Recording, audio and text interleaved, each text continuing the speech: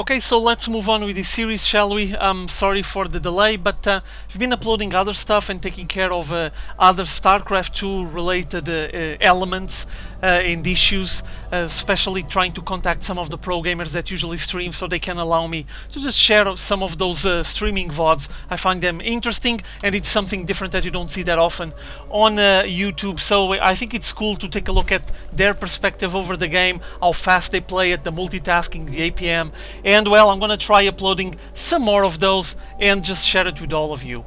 But never mind that, we're here on Game 2 of this series taken from DreamHack Summer 2011. This is going to be the second battle between this Protoss, Red Protoss spawning on the south side of Crossfire. It's mouzMaNa, member of Team mousesports, Polish player, and one solid Protoss amongst the best on this side of the Atlantic playing here in Europe. He's going to be duking it out against this BlueZerg spawning on the north side of Crossfire. Everyone knows the guy, I mean, he's a legend. It's JulyZerg, member of Team STARTALE, Korean pro gamer for years and years, now on Starcraft2, but he already provided us with a lot of epic battles back in the days of BroodWar. He's just transitioning, doing very well, has a kind of a different style to what most Zergs go for. He's way aggressive and sometimes pays for it as well, but on other occasions it pays off and he gets some brilliant wins. And basically he's just gonna be facing here Mana, knowing that he needs to win, because Mana won the first game and now it's time for July to focus his game, step it up and take the win here, or else the series will be finished. Taking a look at what's going on the build, we do have the pesky probe annoying those drones, and also I do see that July is just keeping it cautious. He's gonna open with that spawning pool first and the extractor to gather up some gas, so Zerglings with speed will be the first way to go for July on this specific matchup. It's a good solution. I mean, he's gonna be able to put this probe down finally. It's been quite annoying. He's just trying to electrocute and shock all of the drones on his mineral line, and meanwhile here on Mana side, just grabbing the first assimilator, first gas, getting the workers transferred there, and at the same time trying to finish off his wall off. There's going to be a little gap there, but obviously he's going to be able to put a stalker, a zealot, a sentry, something there, whatever he wants, usually a zealot. And here on July side, for now he's just tranquil. Finally he's going to be able to put some Zerglings out, meaning that this probe probably won't be living for much longer. At the moment those Zerglings come out, they're going to be coming down and start stalking the probe, I'm assuming. Here they come. Two couple of Zerglings ready to just chew on this probe. What you're gonna do when they come for you? You're not gonna do anything, because 4 Zerglings, or you run away or you're just gonna get destroyed, and not even getting a cancel there with JulyZerg being able to land the hatchery on the Natural Expo, and so expanding his game into a 2-base play soon enough. Instantly, July sending all of his Zerglings down, heading south, probably trying to take a sneak peek at Mana's base. On Mana's side, it's already firm tight shut, as you guys can see. There's the Zealot just finishing that little gap, and he's even chrono boosting now some sentries, so he's just gonna try to take a bit of advantage of this ramp to contain any movement while he prepares to expand his game as well. At least that's what I'm hoping for to happen. 2 gas play, no signs of other gateways for now, incoming another one, a second one for now, and a third one. So we might be witnessing one of those more solid, consistent, and guaranteed openings currently available for Protoss players, meaning the 3 gateway expand. This might be a good option for Mana. Notice that he's slowly advancing with his units outside of the main base, maybe trying to just shoo away the forces from July so he can just expand, maybe get a proxy pylon here or there, there you go, and start expanding his building so he can go for a 2-base play and doesn't delay his economy build that much. Keep in mind that on July side, he just popped that hatchery. There's already the queens working here, one there, a second one here, and he's gonna start droning like a freak, which he usually loves to do, and just stack up to a big mineral line on that Natural Expo, rack up the money, and might decide to make some kind of 2-base aggression. For now, I guess we're gonna have to wait and see. July has been keeping tabs on what's going on here, as you guys might imagine. This Zergling has been going back and forth, and there it is, spotting that the expansion exists and that his opponent is going to start playing out of 2 bases. Now he needs to start measuring his timings, and he's going for a Roach Warren while Mana is getting hallucination. I'm not sure if he's going to try some kind of big push with roaches, but seems like that Roach Warren was a reaction to what was going on Mana side and to the information he was taking from with that Zergling and getting the lair tech at the same time. So we might be see roaches with plenty of upgrades and try to make probably an early push to see if he can break into Mana's defenses and just end off this game sooner than it was expected, at least for Mana. On Mana side, there it is, the Forge going down, gateway and finishing that wall off. There's only a little gap here, a small corridor to pass, so this big wall off is going to basically work as a bottleneck, and obviously it's quite useful against the Zerg player. It will stop him from just streaming in, and also it will be complicated for him to prepare proper lines for DPS, proper concaves. So well positioning SimCity there by Mana, forcing all of these Zerglings from July to just hang in here, not much for them to do, while we do witness the first hallucinated Phoenix advancing. And will it be scouting what's going on JulyZerg side? Yes, it will. Here it comes. Try to take a peek at both bases, see what's getting built inside. He's checking the lair tech, checking the Roach Warren. There's not much more to check for now, and I do see there's a lot of upgrades going for JulyZerg, all of them to invest on his roaches, Glial Reconstitution and Burrow on the way, while at the same time he's going for an Hydralisk Den. Interesting here. So kind of a preemptive response, though Hydralisks are effective against Protoss. They're just chew down all of the gateway units with such an ease. The problem is that they need to have a bit of a defense. I mean, you cannot let them just stay all together on the front line. They're just gonna get completely grinded down and killed. They're much too squishy to just stand on the front line. But if backed up with a sturdy line of roaches maybe, or plenty of Zerglings to get some nice surround on those Stalkers, they might be able to handle it. And being that the case, they're going to be able to put out a lot of DPS, and I'm assuming that that's exactly what JulyZerg expects and wants. Upgrades rolling for him, missile attacks, grooved spines for his Hydralisks, Glial Reconstitution just finished, and we start having the first upgrades coming out here. Weapons level 1 for Mana. Let's take a look at his base.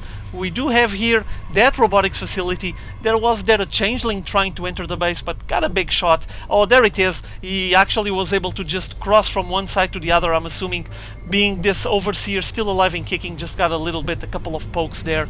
But I was taking a look at this robotics facility. It's putting out an observer for now, but if July is gonna go quite heavy on the roach play, as you guys might imagine, immortals will be useful. Oh, and I think that Mana is gonna spot that base. Oh, he already did. He already noticed that he's there. The time is gonna end up for this hallucination, but seems like that July is just getting his macro mode engaged, pumping out that third base, getting plenty of workers there as well. And on the income, as you can see, he is leading the way by quite a lot. Harvester count 60 against 49, and then on the income, as you can see, there's a big gap as well, with another hallucinated Phoenix heading north. So seems like that Mana wants to make sure that JulyZerg is controlled, that he knows exactly what July is doing. And we do see that here on July side.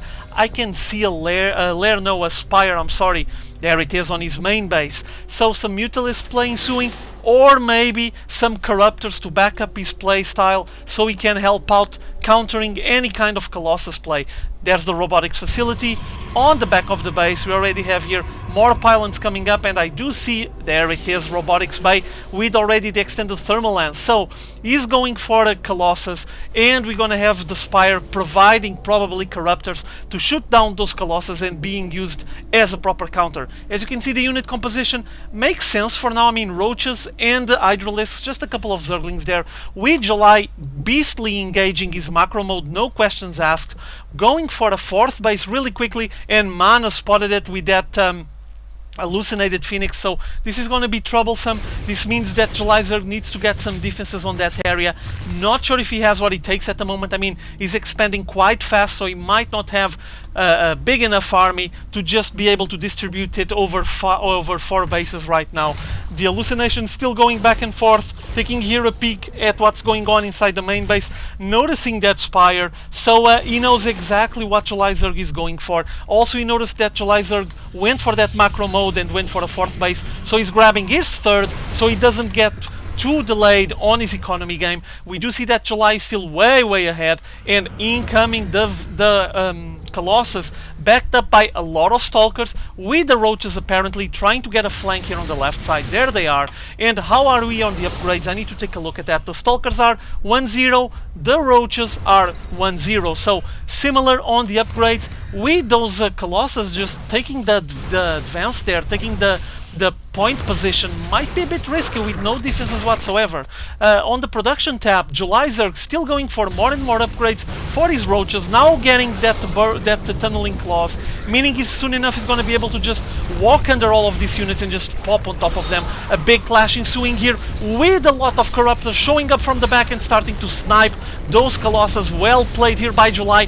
More Stalkers coming from the back, trying to reinforce the line and intercepting those Corruptors that were shooting down the Colossus, but no, July was able to kill all of the Colossus first. Now the issue is he doesn't have anything on the ground to defend this hatchery and keep it alive and kicking. Actually, he's forced to run away with his Corruptors, while we have Mana just finishing off his 4th base, and no more 4th base for July here. Bringing more Roaches, trying to finish off this skirmish force that Mana advanced here to destroy his 4th base and try to just thwart the aggression so he can expand once more, I'm assuming. The Roaches loaded there with upgrades, getting also backed up by that small wave of Zerglings, going for another clash here on this middle area. Keep in mind that this map has a lot of small choke points and the places where you can just abuse ledges, so might not be the best map for Zerg in some specific situations, or at least you need to have good positioning. You cannot risk just get a battle ongoing on a place where you cannot have a proper concave or something similar to that. We do see that Mana, meanwhile, he's been working on this 3rd base just fine. Oh, we're gonna have a meet-up here? No, just July pulling back for now. I think he's just trying to gather up more forces. There it is, another big batch of Roaches coming out, 14 of them, while a load of photon cannons getting established on this 3rd base from Mana. He wants to make sure that he's not gonna lose this base. He needs it to keep his economy rolling, and now we have Corruptors and Roaches advancing, more upgrades rolling for July. Carapace level 1, while you do have Blink and Armor level 1 coming out here for Mana, and all of these Roaches are going to advance towards this 3rd base, and I don't think there's not enough photon cannons here to contain such a big amount of Roaches. Look at how fast they go through those photon cannons, and now this will force Mana to pull his forces here to defend, or he's gonna lose this base, and seems like it's gonna be the second option because there's nothing here to defend. The Roaches are focusing fire on this Nexus, and it's gonna go fast, gonna go down, and boom, there he goes, the Nexus.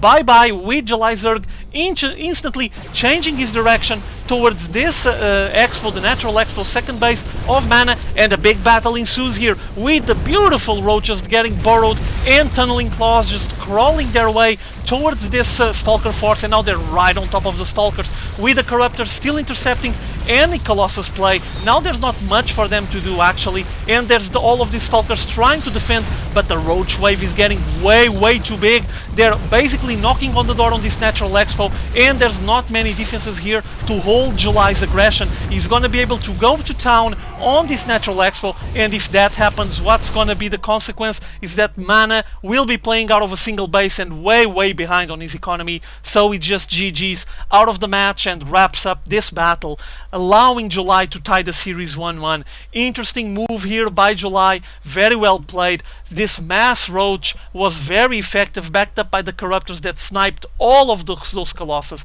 2-0 Roaches on this specific situation against 1-1 Stalkers. Paid off. July just did fine. That macro beast on the early stages trying to grab 4 bases didn't work perfectly, lost this one, but still his 3 base play was very stable. He was most of the time ahead on the economy, and that showed on the way he was able to replenish his army. Obviously we did have the Twilight Council here putting out that blink, but the blink just came way too late, and Mana wasn't able to benefit from it as he expected, I'm sure. So game 2 done. It's a tie 1-1. Let's go for game 3. See you all later. Have fun.